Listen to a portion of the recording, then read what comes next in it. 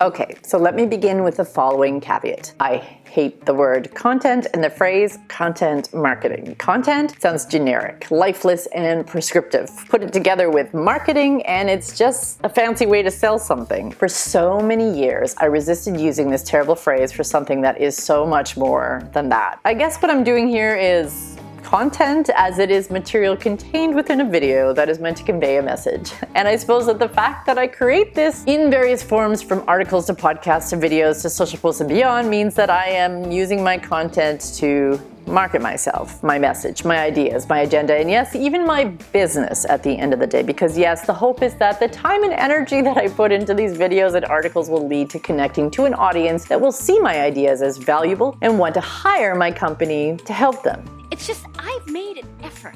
But that's not the whole story, and well, I guess that's why it's hard for me to talk about the difference between the noise that has become what many people think of as content and, well, whatever it is that I think of when I think of content. So today, I'm going to unpack what has made content marketing into noise, what I think content should do for a brand, and hopefully do a better job in helping you rethink your own approach. My name is Tara, and this is Truly Social.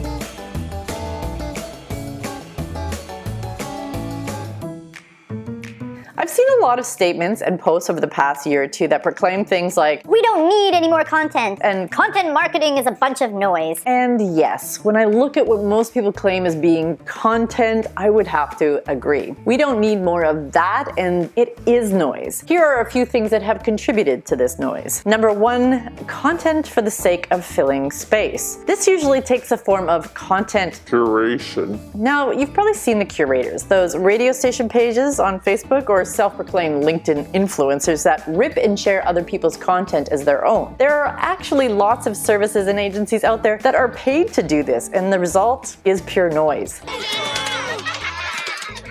The second contributor to the noise is the self-promotion disguised as articles. These posts quite often have clickbaity headlines that trick you into thinking you'll get something interesting on the other end. We've all clicked on these and regretted it. Click out of it. I tried. Ugh.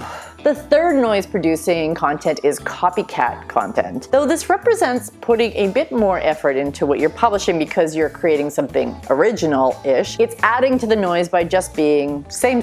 I see this a lot in companies and people inspired by real original thought leaders. They think that if they just put their own spins on a topic over and over, they will grow influence. But they will not. As the saying goes, be yourself. Everyone else is already taken. There is a lot of content curation, self-promotion, and copycat content that is making useless noise and does not work. So what does work then? And does content make sense for everyone? Let's start with the second question. Does content even make sense for you? Now this is a tough one. Sometimes it doesn't. So when does it make sense? It makes sense when, starting with number one, building trust with your audience. I need to know that I can trust you. If you're in an industry where trust is paramount, where your customers need to feel comfortable handing you over a lot of responsibility and need to know what you're doing, content is key. That's why we love what we call boring content. I hired my real estate lawyer based on a series of articles she wrote on negotiating commercial leases. Fascinating.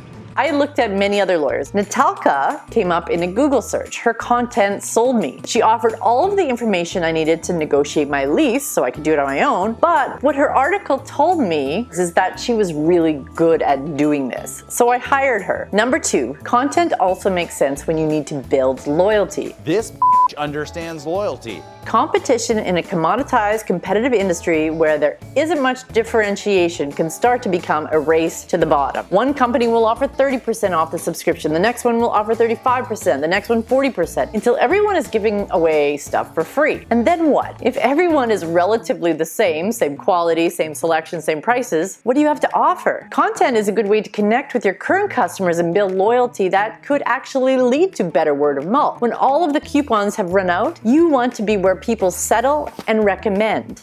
What's expired?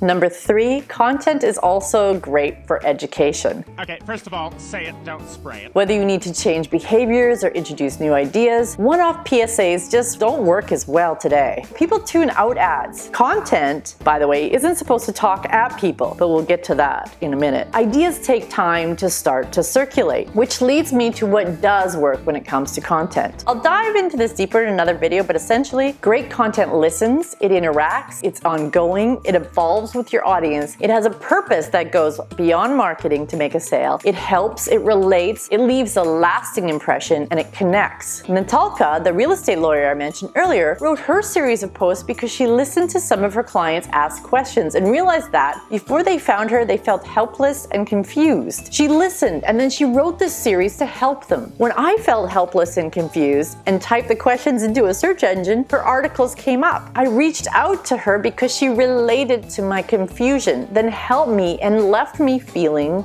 better. I called her, hired her, and paid her good amounts of money because she didn't try to sell me. That's how great content works, and we need more of that. Lots more of that in the world. So yeah, we don't need more noise and whatever a lot of these agencies are trying to sell us as content, but we do need great content. Can we all just stop saying that word, please? In my next video, I'll dive more deeply into how you can come up with this. If you're interested, subscribe or follow me wherever you're watching this. Until then, my name is Tara, and this has been Truly Social.